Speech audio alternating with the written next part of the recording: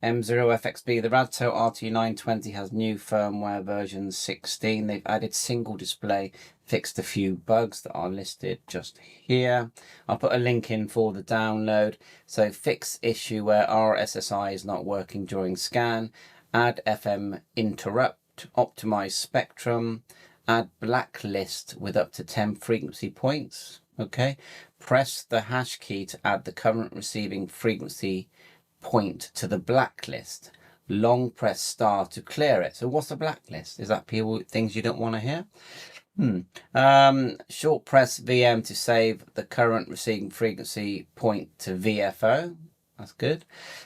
Save spectrum settings after power off. Add area naming. Add single display functionality. Fix the issue where automatic backlight is not working under spectrum. So that's okay. So just click here, download it, and you may as well get the latest programming software from them as well. I've noticed they've added here, it says optimized processing logic of importing chirp table function in channel. So it looks like you can get your file from chirp and put it into their software, I think. But anyway, let's download the software, which goes up here on my downloads, or the firmware, should I say, which is here.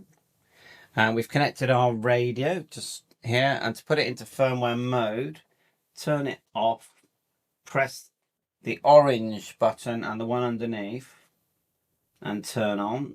Sorry, my hand's in the way, but it's just fiddly. Now, make sure that cable's pushed in. The amount of times it hasn't gone in because of bad cable. So that's there. There's our little firmware file. So what I tend to do is just drag that to my desktop. So I find a little space and then I click it, go across and just let go. And after a few seconds, it will appear here or somewhere near. But you can see there it is there, 1.6. So now we're going to run the firmware program. Double click, more info. Run. And remember, as always, we need our COM port. So just a both run cable in, right click, device manager. Like so, and these cables are so cheap, they're like £4. COM3.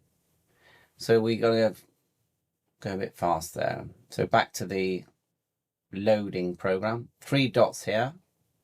That's where we click the 3 dots and we find on our desktop where we just put that file.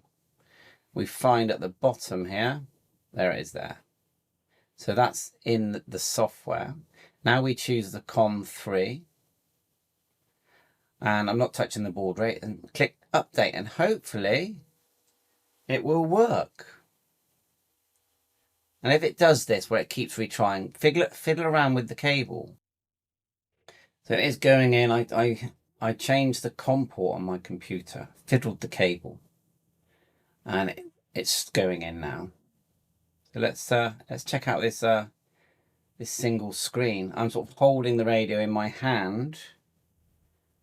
I'm keeping those twin pins pressed in, yeah, I think it did this last time. But anyway, let's have a look.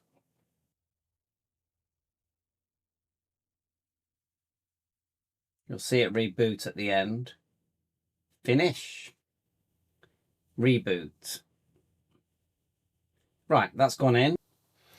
Right, so if we go menu, like so, go to the bottom, and it's 52. It says here off and on for single mode, menu 52. Now I'm going to go OK. Choose on, exit. Okay. Menu, single mode on, confirm, exit. Where's our single mode? Let's press and hold this. Okay, I'm not seeing single mode. Let someone else let me know if they get it to work. So you go menu, single mode on. Okay. Maybe there's another shortcut button in there. Let's go menu and find PF button. No, it's not letting me put it in a shortcut button. Oh well, I'll just quickly show you what this radio does. So we're in airband, that works really well. And then we've got a spectrum scope as well. Is it on here? That's seeking, exit, that's searching, scanning, press and hold. There you go, spectrum, scanning the airband. You know, you need to get out and about, but it works really well. And then we'll exit. If we press and hold the 0, you go into the HF bands, long wave and medium wave. So it's a fantastic set, and I'll tinker with it. If I can get the single screen, it's obviously in the menu. But I wonder, and you'd think that there's the HF band, but you'd think to yourself that once you've selected it, right, you go A and B, or you could press and hold the AB. That doesn't do it. On.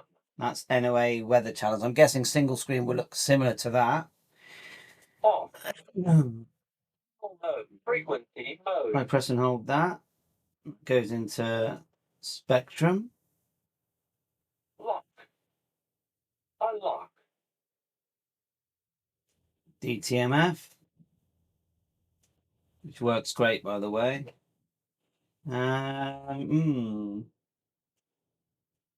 If someone's worked out how to get this into single screen mode, let me know. We've loaded the firmware. Let's quickly run the software. I mean, they all look the same, the RADTEL software. But yes, I'll have a quick look at Chirp as well while I'm here. Next. Shortcut. So it's just next, and then shortcut should appear here. Right, I found it on my shortcut. It's reading. I'm now curious to know if maybe if we write to the radio with the new CPS, that makes the single screen work. Anyway, so the first thing you want to do is make sure your com's selected at the top. Pretty sure I added quite a few channels from Chirp actually here.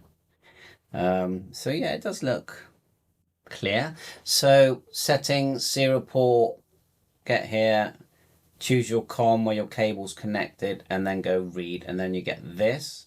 Let's write it back to the radio. Then I'll look at the settings. I'm just tinkering now, but this is the fun stuff, because I know a lot of people get frustrated learning, and when things go wrong and they say they're going to send it back. Many people send their radios back because they hit that learning block that we all get. But I found that if you sort of learn to enjoy that it's gone wrong, because when things go wrong is when you learn. So I've put it in. Let's have a look at the settings. Not there. Channel editor, so edit at the top. Channel editor, frequency mode, optional features. Here's optional features. Squelch, backlight, dual standby, scan mode, display mode. That's just if you want to show the name. So I'm going to put name on the A, frequency on the B. SOS. Work mode. BFO A, let's do channel there as well. B will do just to match up what we just did. Bluetooth, yeah, this does write using Bluetooth, yeah. I'm not seeing an obvious single screen mode in that section. See this bit here, all right, you go edit, FM, AM, SSB. This is a really cool bit because you can give the name to your HF memories. Because when you're in the HF mode, if I press the 0, oops, you have to press and hold the 0. You go into HF mode and it goes in VFO mode. But if you press the VM button, so here I can put in, because it doesn't know you're on 40 meters. But if I type in here 40 meters, and so I can put it in on the next one down, let's say we go 3, v1.750. You can choose the bandwidth and the fine tune, the BFO. And then we can put here 80 meters. And then let's do 14.300. Do we need the dot? No, I don't think we do. And I'll call this 20, right? So, and then we can save as we go as well. File, save. I put it in my documents when I save things like this. Save, click OK. Then write that to the radio. So when we go into the HF mode, and we'll fire up chirp as well in a minute and just see if we can open a chirp file, because I think that's interesting if we can.